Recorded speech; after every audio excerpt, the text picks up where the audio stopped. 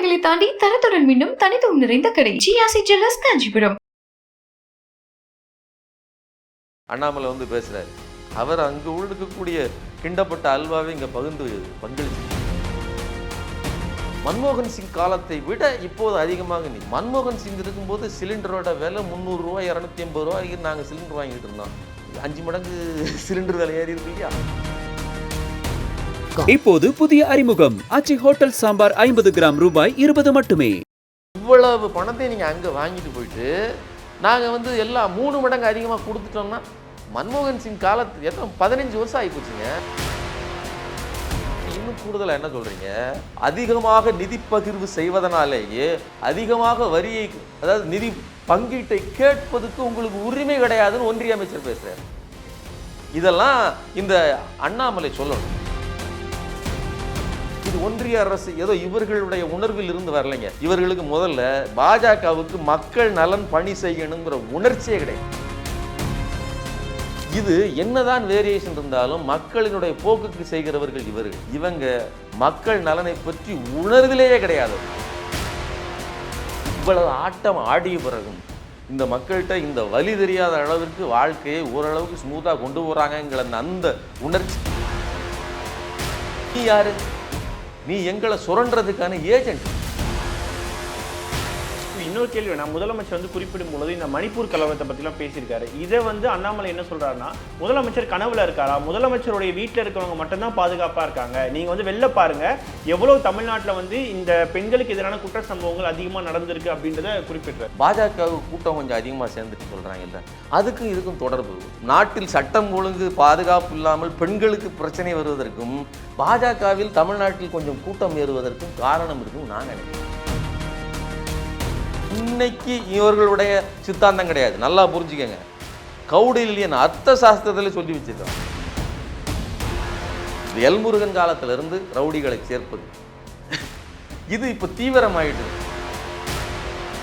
அங்க போகாதீங்க இங்க போகாதீங்க, வேற எங்க போறது? நீ எதை வச்சுட்டு நீ எங்க வர?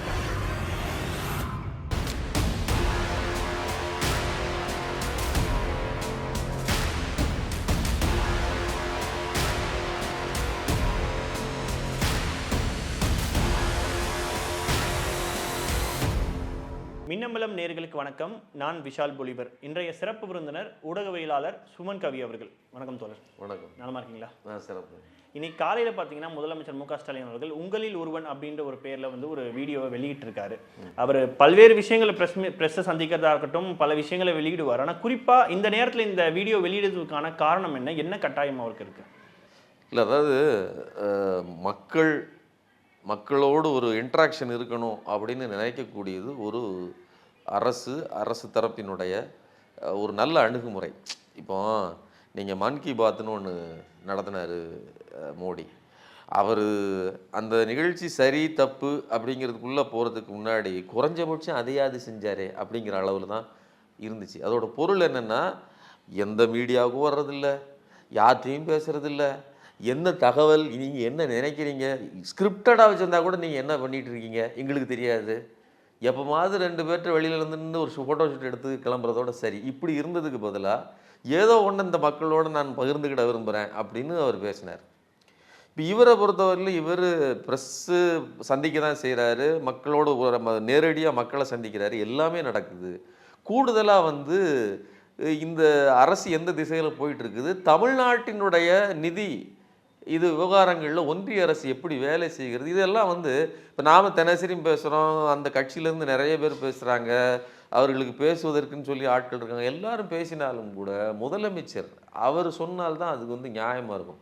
இப்போ நீங்கள் ஒன்றியத்திலிருந்து நிதி ஒதுக்கீட்டில் ஓரவஞ்சனை செய்யப்படுகிறதுங்கிற தகவல் அவர் சொல்கிறது தான் சரியாக இருக்கும். நம்ம சொல்கிறதுங்கிறது அதை எடுத்து சொல்கிறதா இருக்கும்.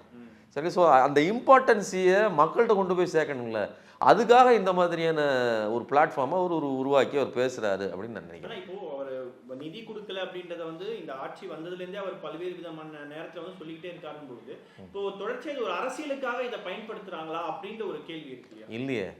நீங்கள் யோசிச்சு பாருங்கள், மெட்ரோ ரயில் திட்டங்களுக்காக நிதி கொடுக்கப்படவில்லை அப்படிங்கிறத வலுவாக சொன்னதுக்கப்புறம் 2வது பேஸில் நிதி கொடுத்தாங்க. கொடுக்கலங்கிற தகவலை இப்போ நீங்களும் நானோ இல்லைன்னா ஒரு புத்திஜீவி, நாங்கள் பெரிய அறிவு ஜீவிகள்னு சொல்கிற ஒரு பத்திரிகையாளரோ உட்காந்து கண்ணை உருட்டிட்டு உட்காந்து பேசிட்டா மட்டும் ஒன்றிய அரசு கொடுத்துறாது. எங்களுக்கு கொடுக்கப்படவில்லை அப்படிங்கிறது இங்கே பொதுவெளியிலையும், அதாவது பொலிட்டிக்கலாக மக்கள் மத்தியிலையும், மேலே அது லீகலாக எப்படி வந்து கடத்த முடியுமோ அது லீகலாகும். எந்த முறையில் சொன்னால் அது நடக்குமோ அப்படியும் அவங்க வந்து அதை சொல்கிறாங்க.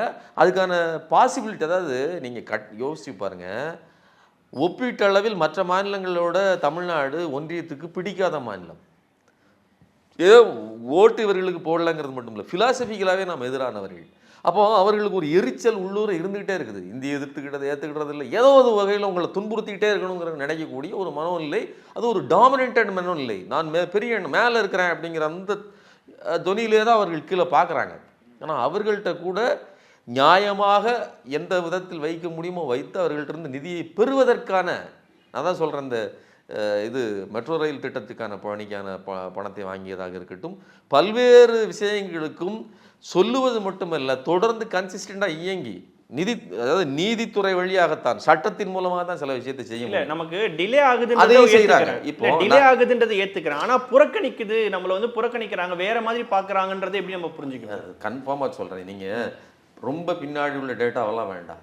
இப்போ பிஎம் ஸ்ரீ பள்ளிகளை இங்கே ஏற்றுக்கிடலை, மும்மொழி கொள்கையை ஹிந்தியை ஏற்றுக்கிடலை அப்படிங்கிற ஒரே காரணத்துக்காக 2152 கோடி ரூபாய், 2152 கோடி ரூபாய்னா எவ்வளோ பெரிய பணம். நீங்கள் ஒரு 3 மாதத்துக்கு முன்னாடி வீடு கட்டும் திட்டத்துக்காக நிதி ஒதுக்கியிருக்காங்க 210 கோடி ரூபா தான். 210 கோடி ரூபாயில் 8 லட்சம் வீடுகளுக்கு மேலே கட்டுறதா பிளானு.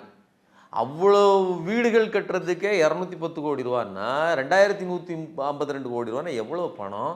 இந்த பணம் எத்தனை ஆசிரியர்களுக்கு சம்பளமாக போக வேண்டியது, எத்தனை பள்ளிகளினுடைய கட்டமைப்பை உறுதி செய்ய வேண்டியது, எத்தனை டிபார்ட்மெண்ட்டை வளர்த்தெடுக்க வேண்டியது. அப்போ இவ்வளத்தையும் ஒரே அடியில் முறிச்சு போடுறது தானே. அது எங்கே போய் முடியுது? கடைசியில் பிள்ளைகளுக்கு படிக்க முடியாத நிலைமை வரும். படிக்கலைன்னா இப்போ படிப்புக்கு செலவழிப்பதுங்கிறது வாயை கட்டி வைத்த கட்டியாவது லோனை வாங்கியாவது பிள்ளைகளுக்கு ஒரு தகப்பன் செலவழிக்கிறாரு. ஏன்? சாப்பிடாம கூட இருந்துருவாங்க, ஆனால் பீஸை கட்டிடுறாங்க. ஏன்னா அடுத்த தலைமுறை பேரனுக்கு சாப்பாடு வேணும், அடுத்த தலைமுறை அடுத்த கட்டமாக வளரும். நான் ஆட்டோ ஓட்டிகிட்டு இருக்கிறேன், என் பிள்ளை டாக்டர் ஆகணும். இந்த அடிப்படையில் தான் ஒரு பிள்ளையை வளர்க்குறான். ஒரு அரசும் அதே தானே இயங்கும்.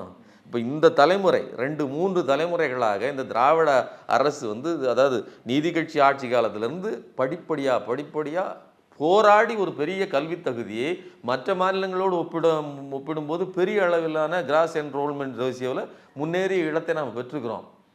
அதை அடுத்த கட்டத்தை தூக்கிட்டு போகிறதுக்கு ஆராய்ச்சிக்கு எல்லாத்துக்கும் பணம் வேணும்னா எங்கேருந்து வரும்? அப்போ நீங்கள் கொடுக்கணும்ல. அப்போ உங்களுடைய, அதாவது நீங்கள் மொழியை திணிக்கிறீர்கள், வன்முறை செய்கிறீங்க. அந்த வன்முறைக்கு எதிராக நாங்கள் வேண்டான்னு சொன்னோம்னா அப்போ நீ பட்டினி கடை, ஏன் இதுக்கு நீ இணங்கு, இல்லைன்னா நீ பட்டினி கடைன்னு சொல்லி ஒரு மேல் டாமினன்ட் ஃபேமிலி, ஒரு கணவன் வந்து மனைவிட்ட ஆர்டர் போடுறாருன்னு வச்சுக்கோங்களேன். ஒன்று நீ நான் சொல்கிறத செய், இல்லைன்னா நீ பட்டினி கடைன்னு சொன்னால் அந்த பெண் எத்தனை கட்டுண்டு எப்படி கட்டப்போல, ஒரு வீட்டுக்குள்ளே எப்படி கட்டுவிக்கப்படுவாளோ அதே மாதிரியான நிலையை ஒன்றிய அரசு செய்யுது. இது ஒரு வன்முறை இல்லையா? நான் என்ன சொல்கிறேன், இது ஏதோ திமுக அரசு, ஏதோ பாஜக, அப்படி கிடையாது. ஒன்றியத்தில் ஒன்று குவிக்கப்பட்ட அதிகாரம் ஒரு பாசிச அதிகாரம். இது ஒரு ரீஜனல் பார்ட்டி. இன்றைக்கி நீங்கள் இந்த பார்ட்டியை நீங்கள் வந்து எதை வேணாலும் நீங்கள் சொல்லுவீங்க. இன்றைக்கி அண்ணாமலை வந்து பேசுகிறாரு, அவர் அங்கே இருக்கக்கூடிய கிண்டப்பட்ட அல்வாவை இங்கே பங்களிச்சிருக்கு. அவர் சொல்கிறது என்னன்னா, இப்போ மோடி அரசு வந்தோடனே 2.5 மடங்கு அதிகமாக நிதி ஒதுக்கப்பட்டிருக்குன்னு சொல்லியிருக்காரு சார். அதாவது அவர் சொல்கிற வார்த்தையை நமக்கு சரியாக புரிஞ்சுக்கணும். மன்மோகன் சிங் காலத்தை விட இப்போது அதிகமாக நிதி. ஆமாம், மன்மோகன் சிங் இருக்கும்போது சிலிண்டரோட விலை 300 ரூபா 280 ரூபாய்க்கு நாங்கள் சிலிண்டர் வாங்கிட்டு இருந்தோம். 5 மடங்கு சிலிண்டர் விலை ஏறி இருக்கு இல்லையா? விலைவாசி எத்தனை மடங்கு ஏறி இருக்கு? எங்கிட்ட இருந்து வருகிற, நீங்கள் நல்லா புரிஞ்சுங்க, விலைவாசி ஏறுனா பொருளோட ரேட் ஏறுது. ஆனால் மக்கள் என்ன பண்ணியிருந்தாங்க, அவ்வளவு நெருக்கடி இருந்தாலும் வாங்குறாங்க. நீங்கள் ஜிஎஸ்டிங்கிறது எவ்வளவு சேமிக்கிறோங்கிற அடிப்படையில் கணக்கிடப்படுவதில்லை, எவ்வளவு செலவழிக்கிறோங்கிற அடிப்படையில். அந்த அடிப்படையில் மற்ற மாநிலங்களை விட அதிகமாக செலவழிக்கிற, பர்ச்சேசிங் கெப்பாசிட்டி உள்ள, வாங்கும் திறன் கொண்ட, நீங்கள் எக்கனாமிஸ்ட்டை கேட்டிங்கன்னா தெரியும், வீட்டுக்குள்ளே பணத்தை பதுக்கி வைக்கிற வேலையை செய்யலை, ஃப்ளோட்டிங் மணியாக இருக்குது. அவ்வளோ பொருட்களை வாங்குகிறோம். நீங்கள் 800 ரூபா 1000 ரூபா நீங்கள் சிலிண்டர் விலை வச்சாலும் அதையும் குறைவில்லாமல் வாங்குவது. ஒரு நாள் நாங்கள் வந்து விறகரிச்சுக்கிட்டு வாழ்கிறது கிடையாது. நீங்கள் கொடுங்க நாங்கள் வாங்குறோன்னு வாங்கி அதன் மூலமாக தான் ஆயிரக்கணக்கான கோடி ரூபாய் நீங்கள் அள்ளிட்டு போகிறீங்க. அந்த அவர் என்ன சொல்றாரு? இல்லை சொல்லி முடிச்சிடுறேன். இவ்வளவு பணத்தை நீங்கள் அங்கே வாங்கிட்டு போயிட்டு நாங்கள் வந்து எல்லாம் 3 மடங்கு அதிகமாக கொடுத்துட்டோம்னா, மன்மோகன் சிங் காலத்து எத்தனை 15 வருஷம் ஆகி போச்சுங்க. நீங்கள் 3வது முறை ஆட்சி செய்கிறீங்க. நாங்கள் அந்த காலத்தை விட இப்போ அதிகமாக கொடுத்துருக்கோன்னு சொல்கிறதே முதல்ல வெக்கமாக இல்லையா? மற்ற மாநிலங்களுக்கு ஒதுக்கிய அளவு பணத்தை எங்களுக்கு ஒதுக்கவில்லை. எங்கள் மாநிலத்திற்குன்னு சிறப்பு திட்டங்கள் இல்லை. இந்த மாநிலத்தை பற்றி ஒரு வார்த்தை கூட இல்லை. இன்னும் கூடுதலாக என்ன சொல்கிறீங்க? அதிகமாக நிதி பகிர்வு செய்வதனாலேயே அதிகமாக வரியை, அதாவது நிதி பங்கீட்டை கேட்பதுக்கு உங்களுக்கு உரிமை கிடையாதுன்னு ஒன்றிய அமைச்சர் பேசுகிறார். இதெல்லாம் இந்த அண்ணாமலை சொல்லணும். நான் என்ன சொல்கிறேன், அவர்கள்லாம் நார்த் இந்தியாவில் இருக்காங்க. நார்த் இந்தியன்ஸ் வடக்கிலிருந்து கொண்டு பேசுகிறார்கள். மாடி வீட்டிலிருந்து கீழே துப்புறாங்க. அவர்களுக்கு தெரியாது. நீங்கள் தெற்க தானே இருக்கிறீங்க. இந்த ஊரினுடைய தண்ணியையும் இந்த ஊரினுடைய காற்றையும் தானே சுவாசிக்கிறீங்க. உங்கள் வீட்டுக்கு ஒரு சிலிண்டர் வரணும்னா இங்கே இருக்கிற நபர் தானே தூக்கிட்டு தோளில் வரணும். உங்களுக்கு கொஞ்சம் கூட உங்களுக்கு அந்த உணர்வு இருந்தால், இந்த மக்களின் மீது, தமிழ்நாடு ரீஜியனின் மீது உங்களுக்கு ஒரு பற்றுதல் இருந்தால் இப்படி பேசுவதற்கு உங்களுக்கு துணிச்சல் வராது.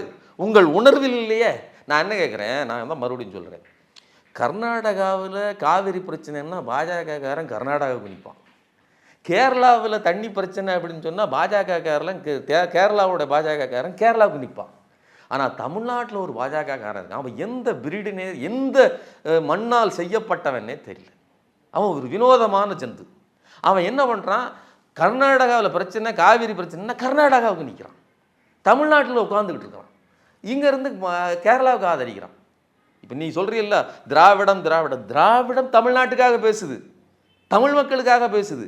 எவன் பாஜக உணர்வு நிலையில் இருக்கிறானோ அவன் தான் தமிழ்நாட்டின் உரிமைகளை, உணர்வுகளை ஒதுக்கி வெட்டி தள்ளிட்டு கண் முன்னாலே வெட்டி சாச்சிட்டு ஒன்றியத்தோட இதுக்கு முட்டு கொடுக்கணும்னா உனக்கு எவ்வளவு தடிமனான தோல் வேணும். அதான் அண்ணாமலை வந்து பிரஸ் மீட்ல சொல்றாரு, தமிழ்நாட்டில் நடக்கக்கூடிய பல திட்டங்களுக்கு மத்திய அரசின் பணம் ஒதுக்குனா மட்டும்தான் நடக்கும் அப்படின்றதே அவர் குறிப்பிடுறாரு சார். அப்ப எப்படி பாகுபாடு இல்லாம எப்படி இவ்வளவு திட்டங்கள் நடக்க முடியும்னு கேட்கிறாரு. அதாவது ஒன்றிய அரசு வீடு கட்டும் திட்டத்துக்கு 60% ஒன்றிய அரசு கொடுக்கணும், தமிழ்நாடு அரசு 40% கொடுக்கணும். ஆனால் என்ன நடந்துகிட்டு இருக்குன்னு கேளுங்க, இவங்க கொடுக்குற தொகை பற்ற மாட்டேங்கிறது. 1.5 லட்ச ரூபா, 2 லட்ச ரூபா, 1.5 லட்ச ரூபா என்னமோ தான் இவங்க பகிர்மானம் கொடுக்குறாங்க. அதனால் நாங்கள் கூடுதலாக எவ்வளவு தமிழ்நாடு அரசு கொடுக்கணுமோ அதை விட ஒரு பங்கு எக்ஸ்ட்ரா, 1 லட்ச ரூபா எக்ஸ்ட்ரா போட்டு கொடுக்கணும்னு சொன்னதன் எக்ஸ்ட்ரா கொடுக்குது தமிழ்நாடு அரசு. இப்படி கொடுத்ததன் மூலம் என்ன ஆயிடுதுன்னா, இவர்கள் 60ன்னு சொன்னது 40% கீழாக போயிடுது. என்ன நடக்குன்னா, ஒரு வீடு கட்டுறாங்க அப்படின்னா தமிழ்நாடு அரசு அதிக நிதி கொடுக்குது. ஏன்னா இடுபொருட்களின் விலை அதிகம், கட்டுமான பொருட்களினுடைய விலை அதிகம், கூலி அதிகம், எல்லாமே அதிகம்னு சொல்கிறப்போ மக்களுக்கு பத்த மாட்டேங்குன்னு சொல்லி தமிழ்நாடு அரசு கூடுதலாக கொடுக்குது. இப்போ சொல்லுங்கள், ஒரு திட்டத்துக்கு நான் சொல்கிறேன், இது மட்டும் இல்லை, இது மாதிரி லட்சக்கணக்கான திட்டங்கள் இருக்குது. எல்லா திட்டமுமே, இன்னொன்று இது ஒன்றிய அரசு ஏதோ இவர்களுடைய உணர்வில் இருந்து வரலைங்க. இவர்களுக்கு முதல்ல பாஜகவுக்கு மக்கள் நலன் பணி செய்யணுங்கிற உணர்ச்சியே கிடையாது. பிலாசபிக்கலி அப்படி கிடையாதுங்க. அப்படி இருந்திருந்தா தேசிய அந்த ஊரக வேலைவாய்ப்பு திட்டம் இருக்குங்களா, அதில் 60% நிதியை கட் பண்ணி மொத்தமாக அந்த திட்டத்தை பேருக்கு வச்சுக்கிட்டு இருக்காங்க, முடித்துட்டாங்க. மொத்தமாக அந்த வேலையே இல்லை. இப்போ என்ன ஆயிடுது, 100 நாள் செய்ய வேண்டிய வேலை 40 நாளை கிடைச்சிட்டு இருக்குது. 40 நாள் 50 நாள் மிச்ச நாள். இதெல்லாம் எங்கே போய் சேருதுன்னா, அடித்தட்டில் இருக்கிறவர்கள், கடைக்கோடியில் இருக்கிற அந்த எட்ஜி, அந்த விளிம்பு நிலை மக்கள் அங்கே விழுந்துருவாங்க. விளிம்பில் இருக்குது என்ன அர்த்தம், இந்த ஓரத்தில் இருக்குது, நீங்கள் இங்கே தள்ளுனீங்கன்னா இங்கே விழுந்துடும். நீங்கள் மேலே இருக்கிறது கீழே அழுத்தினா கீழே விழுந்துருவானா அடுத்த நாள் வாழ முடியாது, அரை வயிறு கால் வயிறு பட்டினின்னு போயிடும். அந்த நிலை வராமல் இருப்பதற்குத்தான் தமிழ்நாடு அரசு போராடிட்டு இருக்கு. தமிழ்நாடு அரசு ஏதோ பொன்னுலகத்தை படைத்து விட்டது, அதை நான் பேச மாட்டேன்.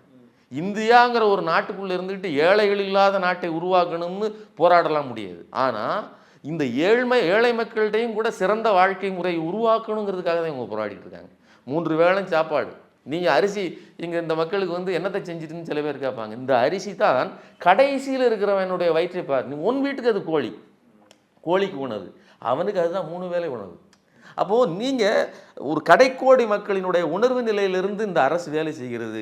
எவன் செத்தாலும் பரவாயில்ல, எவனுக்கு பணம் போகட்டாலும் பரவாயில்ல, நாங்கள் அந்த திட்டத்தை முடக்கி வச்சுட்டாங்களே. நான் என்ன சொல்கிறேன், ஊரக வேலைவாய்ப்பு திட்டத்தை மஞ்சள் வெள்ளை அறிக்கை கொடுங்கள், பச்சை அறிக்கை கொடுயோ, நீ இதெல்லாம் பேசாத. முதல்ல தமிழ்நாட்டினுடைய உணர்வு நிலையில் இந்த மக்கள் மேல் உனக்கு ஏதாவது துளியுண்டு அறிவு இருக்கா, ஒரு உணர்ச்சி இருக்கா? சும்மா நான் அதை என்ன இதை என்ன, இத்தனை வருஷம் ஆச்சு இத்தனை வருஷம் ஆச்சு, ஏதாவது ப்ரொக்ரெசிவாக மாற்றம் நடந்திருக்கா? வாயை தவிர அங்கே என்ன இருக்குது பிஜேபியில்? அதுவும் உங்ககிட்ட மூஞ்செல்லாம் முகமெல்லாம் வாய்ங்கிற மாதிரி தான் இருக்குது. நான் என்ன சொல்கிறேன்னா, இந்த மக்களுக்கு என்ன வேண்டுமோ அதை பேசணும். அதை நான் என்ன சொல்கிறேன், திமுகவோ அதிமுகவோ அது 2 கட்சிங்க எங்கள் ரீஜனல் பார்ட்டி, அது என்ன பண்ணணும் அப்படின்னா, இவங்க 2000 ரூபா 1000 ரூபா கொடுக்காங்களா, அடுத்த வருஷமே எலெக்ஷன் அறிக்கையில் என்ன சொல்லுவோம் அப்படின்னா, நாங்கள் 2000 ரூபா கொடுப்போம், நாங்கள் 1500 ரூபா கொடுப்போம். அதை அவங்க கொடுக்குறதுல சரியாக செஞ்சாங்களா செய்யலையாங்கிறது வேறு. நீங்கள் டிவி கொடுக்குறீங்களா, நாங்கள் மிக்சி கொடுக்கோம், இதுதானே ஜெயலலிதா செஞ்சாங்க. நீங்கள் டிவி கொடுக்குறீங்களா, நாங்கள் ஸ்கூட்டி கொடுக்கோம். செஞ்சு முடிக்கிறதுல கண்டிப்பாக வேரியேஷன் இருக்குது. திமுகவுக்கும் அதிமுகவுக்கும் உள்ள வித்தியாசம், அந்த டிவி இன்றைக்கு வரலும் ஓடிக்கிட்டு இருக்குது. ஆனால் ஜெயலலிதா கொடுத்த மிக்சி அடுத்த வாரமே காணாமல் போச்சு. இன்றைக்கி இரும்பு கடையில் கூட அது கிடையாது, ஏன்னா இரும்பு கடையிலையும் காலி ஆகிப்போச்சு, உடச்சி ஸ்கிராப்புக்கு போட்டாச்சு. அதனால் கொடுக்கப்படுவதில் தரமாகவும் சரியாகவும் திட்டத்தை நிறைவேற்றுவதில் திராவிட அரசு தெளிவாக போயிட்டு இருக்குது. இது என்னதான் வேரியேஷன் இருந்தாலும் மக்களினுடைய போக்குக்கு செய்கிறவர்கள் இவங்க மக்கள் நலனை பற்றி உணர்விலேயே கிடையாதவர்கள். அதனால தான் உங்களுக்கு ஈஸியாக இப்படி சொல்ல முடிகிறது. இவ்வளவு நிதியையும் இன்னும் ஒன்றும் இல்லைங்க, இந்த மழை வெள்ளம் வந்துச்சே, எவ்வளவு முறை கேட்டோம், 38,000 கோடி ரூபாய் கேட்டாங்க, 1 பைசா கொடுக்கலையே. அதுக்கு முன்னகிட்டி தூத்துக்குடி வெள்ளம், அது எவ்வளவு மழை, தொடர்ந்து மழை, இவ்வளவு பிரச்சனைக்கு மத்தியிலையும் அரசு தள்ளி போயிட்டு, இதெல்லாம் மக்கள் பார்த்துட்டு இருக்காங்க. இன்றைக்கி 74% வாக்குகளை வாங்கி இடைத்தேர்தல் வெற்றினா, போன தடவை பாஜகவுக்கு போட்டவன், போன தடவை அதிமுகவுக்கு போட்டவன், எல்லோரும் சேர்ந்து தானே போட்டிருக்காங்க. யாருமே இல்லைன்னா நொட்டாவுக்கு ஏறும், ஏற்று நின்ன ஒரு துக்கடா கட்சிக்கு கூட ஏறுங்கிறது இயல்பானது. ஆனால் எதிரியாக நினைக்கக்கூடிய மக்கள் போட்டிருக்காங்கன்னா அரசு மேலே உள்ள நம்பிக்கையில் தானே போட்டிருக்காங்க. அப்போ இவ்வளவு அழுத்தத்தை நீங்கள் மேலிருந்து கொடுத்து கொண்டு, இன்னொன்றுங்க, இப்போ ஒரு அறிக்கை வந்திருக்கு இல்லையா, mood of nation India today இதுவும் சேர்ந்தெடுத்த அறிக்கை இருக்கு இல்லையா, அதில் 52% சொல்கிறாங்க இல்லையா, 5% அதிகரிச்சிருக்கு வாக்காளர்களுடைய அந்த இம்ப்ரெஷன். அப்போ அதோட பொருள் என்ன அப்படின்னா, நீங்கள் இவ்வளவு பேசிய பிறகும், இவ்வளவு ஆட்டம் ஆடிய பிறகும், இந்த மக்கள்கிட்ட இந்த வலி தெரியாத அளவிற்கு வாழ்க்கையை ஓரளவுக்கு ஸ்மூத்தாக கொண்டு போகிறாங்கங்கிற அந்த உணர்ச்சி. ஒன்றும் இல்லைங்க, போனஸ் போடலை, தீபாவளிக்கு கொடுக்க முடியாது, அப்போது ஓனர் மேலே கோபம்தான்.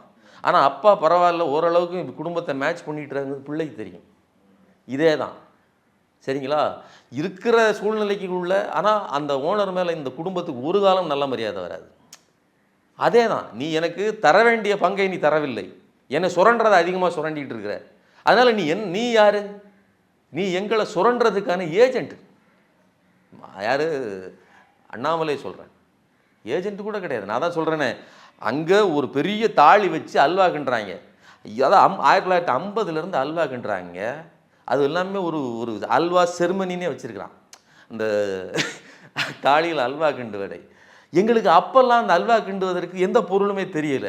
நிர்மலா சீதாராமன் என்னைக்கு கிண்டினாரோ அன்னையிலிருந்து தான் இது தமிழ்நாட்டுக்காரனுக்கு கொடுக்க வேண்டிய அல்வா தென் மாநிலங்காரனுக்கு கொடுக்க வேண்டிய. 4 மாநிலங்கள் தென் மாநிலத்தை சோழியை முடிச்சிட்டாங்க. இன்னொரு கேள்வி, நான் முதலமைச்சர் குறிப்பிடும் பொழுது இந்த மணிப்பூர் கலவரத்தை பற்றிலாம் பேசியிருக்காரு. இதை அண்ணாமலை என்ன சொல்றாருன்னா, முதலமைச்சர் கனவுல இருக்காரா, முதலமைச்சருடைய வீட்டில் இருக்கிறவங்க மட்டும்தான் பாதுகாப்பாக இருக்காங்க, நீங்கள் வெளில பாருங்க எவ்வளவு தமிழ்நாட்டில் இந்த பெண்களுக்கு எதிரான குற்ற சம்பவங்கள் அதிகமாக நடந்திருக்கு அப்படின்றத குறிப்பிட்டார். அதாவது பாஜகவிற்கு பிரமுகர்களின் எண்ணிக்கை அதிகமாகிவிட்டது, பாஜகவுக்கு கூட்டம் கொஞ்சம் அதிகமாக சேர்ந்துட்டுன்னு சொல்கிறாங்க இல்லை, அதுக்கும் இதுக்கும் தொடர்பு. நாட்டில் சட்டம் ஒழுங்கு பாதுகாப்பு இல்லாமல் பெண்களுக்கு பிரச்சனை வருவதற்கும் பாஜகவில் தமிழ்நாட்டில் கொஞ்சம் கூட்டம் ஏறுவதற்கும் காரணம் இருக்குன்னு நான் நினைக்கிறேன். நீங்கள் உங்கள் வாய் தானே சொல்லுது, தமிழ்நாட்டில் பாஜக வளர்ந்து கொண்டிருக்கிறது, குற்றமும் வளர்ந்து கொண்டிருக்கிறது. பாஜக வளர்கிறது, குற்றம் வளர்கிறது. இதுக்காக ரவுடி பேப்பரில் பாஜக இருக்கிறான், 350 பேர் லிஸ்ட்டே போட்டு விட்டாங்க. ஆனால் அவங்க தமிழ்நாட்டில் ஆளும் கட்சி இல்லை. அதாவது ரெக்கக்னைஸ் ஒன்றியத்தில் ஆண்டா இன்றைக்கி நீங்கள் ஒரு கார்டு வச்சுருந்தா போதும், நான் உறுப்பினர், என்னுடைய ரவுடித்தனத்துக்கு ரெக்கக்னேஷன் கிடைக்கும். இருக்கிற ரவுடி மேலே உள்ள சேரு. இது யார்? இது இன்னைக்கு இவர்களுடைய சித்தாந்தம் கிடையாது, நல்லா புரிஞ்சுக்கங்க. கௌடில்யன் அர்த்த சாஸ்திரத்தில் சொல்லி வச்சிருக்கான். நம்மளுடைய இலக்கை அடைவதற்கு எப்பேற்பட்ட கேடு கெட்டவனையும், எந்த ஒழுக்கக்கேடானவனையும், எந்த ரவுடியையும் நம்மளோட சேர்த்துக்கலாம், அவனை ஒரு படையாக வச்சுக்கலாம். எங்க 2000 வருஷத்துக்கு முன்னாடி, 1500 வருஷத்துக்கு முன்னாடி எழுதப்பட்ட இந்த சித்தாந்தத்தில் இப்படி தான் வச்சுருக்காங்க. இதுதான் இங்கே வேலை செய்யுது.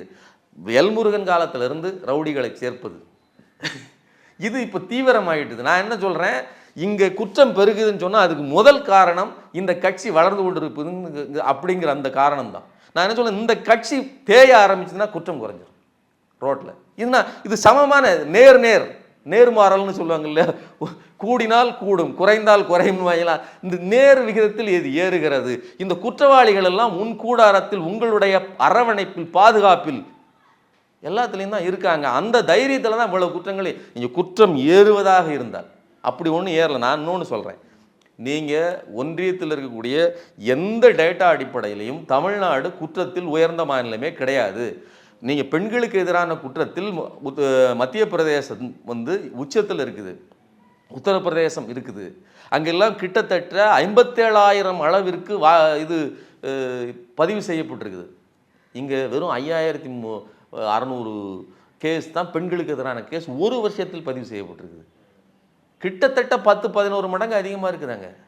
இவ்வளவு அதிகமான கேஸுகளை வச்சுக்கிட்டு நீங்கள் ஆளுகள், நீங்கள் அங்கே போகாதீங்க இங்கே போகாதீங்க, வேறு எங்கே போகிறது? நீ எதை வச்சுட்டு நீ எங்கே வர? அதான் குறிப்பிடுறாரு. நீங்கள் கும்பமேளாவை குறிப்பிடுறீங்க, மணிப்பூரை குறிப்பிடுறீங்க, நீங்கள் தமிழ்நாட்டை பாருங்க அப்படின்னா அதுதான் நான் ஓக்குள்ள பாரு ராஜா அப்படின்னு அவர் நம்மகிட்ட சொல்கிறாப்புல. நான் முதல்ல சொல்கிறேன், நீ முதல்ல தமிழனா? உனக்கு தமிழ் உணர்வு இருக்கா? நீ பாஜகக்காரனாக பாஜக உணர்வோடு மட்டும் இருந்தால் தேச துரோகியாக தான் இருக்கணும், மக்களுக்கான மனிதனாக இருக்க முடியாது, மக்கள் விரோதியாக தான் இருக்க முடியும். என்னத்தை சொல்லி இந்த ஆட்சி பிடிச்சிங்க? நீங்கள் குஜராத் மாடல் தானே சொன்னீங்க, அதை காட்டி தானே பிடிச்சிங்க. குஜராத் மாடலில் ஏதாவது நல்லது இருக்கா? மக்களுக்கு பாதுகாப்பு இருக்கா? வளர்ச்சி இருக்குதா? சமமான வளர்ச்சி இருக்கா? கிராஸ் என்ரோல்மெண்ட் ரேஷியோவில் உயர்ந்திருக்கீங்களா? எதுவும் கிடையாது. அப்புறம் குற்றங்கள் அதிகரிச்சுட்டு அங்கே காட்டினா அதை பார்க்காதீங்க, உங்களுக்குள்ளதை பாருங்கன்னா. இங்கே குற்றம் இல்லை ராஜா, அது குற்றமே நடக்கலை அங்கே.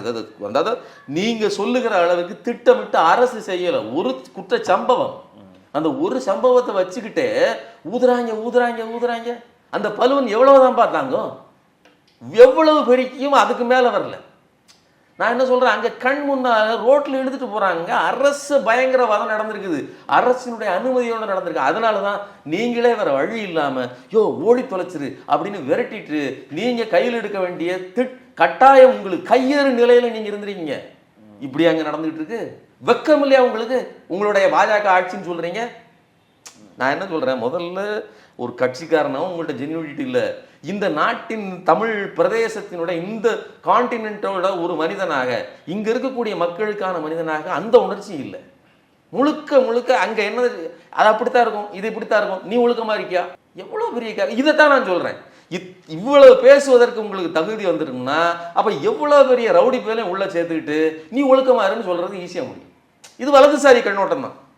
ஒரு புள்ள ரோட்டில் போகுது, ஒரு ரவுடி போய் பிடிச்சி இழுத்துட்டாங்கன்னா அது பாஜக காரனாக இருந்தான்னு வச்சுக்கோங்களேன், அவன் ஒழுக்கமாக ட்ரெஸ் போடலன்னு கேட்பான். இல்லை, இறுதியாக நம்ம பார்க்கும் பொழுது முதலமைச்சர்கிட்ட அந்த கூட்டணி தொடர்பான ஒரு கேள்விகள் வருது. அதில் என்ன சொல்லியிருக்காங்கன்னா, கூட்டணி கட்சிகள் வைக்கக்கூடிய வாதங்களை நான் ஆலோசனையை தான் எடுத்துக்கிறேன் அப்படின்னு. அப்போ ஏதோ ஒரு பிரச்சனை இருக்கிறதுனால அந்த வீடியோவில் அவர் குறிப்பிட வேண்டிய அவசியம் இருக்கா? 4 பேர் சேர்ந்து ஒரு குடும்பமாக வாழ்கிறதா இருந்தாலே குடும்பமாக கூட வேண்டாங்க, 4 பேச்சுலர் ஒரு ரூமுக்குள்ளே உட்காந்து வாழ்றதா இருந்தால் கூட ஒரு பிரச்சனை வரும். ஒருத்தருக்கு ஒரு ஷிஃப்ட் இருக்கும், ஒருத்தருக்கு ஒரு பிரச்சனை இருக்கும், அவர் இடத்துல இன்னொருத்தன் துண்டை போட்டு வச்சுட்டு போவான். ஒரு 4 பேர் சேர்ந்து வாழ்வதிலே இவ்வளோ கஷ்டம்னா 4 கட்சிகளோடு கூட்டணி அமைச்சு சேர்த்துறது எவ்வளோ கடினமான ஒரு விஷயம்.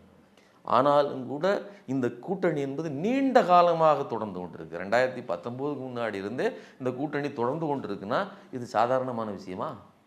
கண்டிப்பாக ஒரு எதிர்நிலை இருக்கும். நீங்கள் கட்சி தலைவர்களுக்குள் அவர்களோட டிமாண்ட் இதெல்லாம் விட்டுருங்க, கீழ் நிலையில் இருக்கக்கூடிய கட்சி தொண்டர்களுக்கே போர் அடிச்சிடும். ஏன்னா வெளியிலேருந்து என்ன சொல்லுவான், நீ கோபாலபுரத்தினுடைய கொத்தடிமையாக இருக்கிறார், அது டயலாக் நல்லா இருக்குது, உடனே ஒருவேளை அப்படி தான் இருக்குமோ அப்படின்னு கீழே இருந்து இதர கட்சிக்காரர்கள், அதாவது இந்த கூட்டணியில் இணைந்திருப்பவர்களுக்கு ஒரு ஒவ்வாமை வந்துடும். இன்னொன்று, நீண்ட கால இடைவெளி வரும்போது ஆட்சி அதிகாரத்துக்கு வந்தாச்சு, எங்களுக்கும் கூடுதலாக இடம் வேணும், ரெப்ரசன்டேஷன் ஏதாவது ஒன்று, ஒரு சின்ன டெண்டர் எடுக்கிறதுல கூட எங்களுக்கு ஒரு முன்னுரிமை வேணும்னு நினைப்பாங்க. கொடுக்கப்பட்டாலும் கூட இது போதாதுன்னு நினைப்பாங்க. இந்த முரண்பாடுகள் எல்லாம் ஒவ்வொரு கட்சிக்குள்ளே இருக்கும், உள்கட்சிக்குள்ளே இருக்கும். அப்புறம் கூட்டணிக்குள்ள இருக்காதா? அதை மக்களுக்கு தெரியப்படுத்தணுமா அப்படின்ற ஒரு கேள்வி இருக்கு. ஏன் தெரியப்படுத்தக்கூடாது? ஒரு டிரான்ஸ்பரண்ட்டாக மக்கள் அதுதான் சொல்கிறாரு, அவர் அதுலேயே சொல்கிறாரு, நாங்கள் ஒரு ஜனநாயகபூர்வமாக நடந்துங்கன்னு விரும்புகிறோம், அதனால தெரியப்படுத்துகிறோம்.